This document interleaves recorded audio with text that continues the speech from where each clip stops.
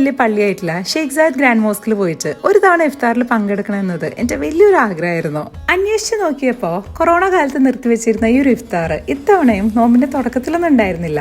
എന്നാൽ ഗ്രാൻഡ് മോസ്കിലെ ഇഫ്താർ ഈ റമദാനിലെ ആദ്യത്തെ വെള്ളിയാഴ്ച വീണ്ടും റീസ്റ്റാർട്ട് ചെയ്തിരിക്കുന്നു എന്നുള്ള ഗുഡ് ന്യൂസ് എന്റെ ഫ്രണ്ട്സ് വിളിച്ചിട്ട് പറഞ്ഞു. ഉടനെ തന്നെ വിട്ടു അങ്ങോട്ട് അതൊന്ന് കാണാനോ പുണ്യകരമായിട്ടുള്ള ഇഫ്താറിൽ പങ്കെടുക്കാനോ.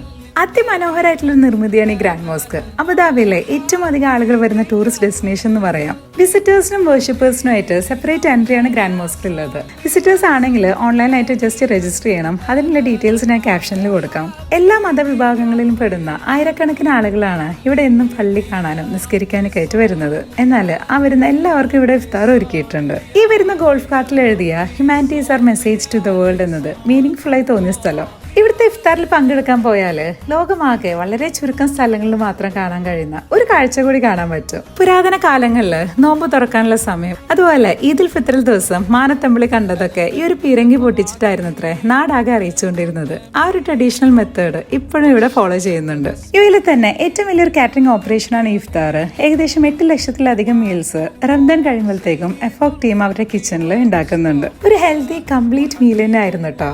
അങ്ങനെ പീരങ്കി മുഴുക്കിയുള്ള ഒരു ഇഫ്താറും ഗ്രാൻഡ് മോസ്കിലെ ഒരു മഗ്രിബ് നമസ്കാരം കഴിഞ്ഞ് തിരിച്ചു വീട്ടിലേക്ക്.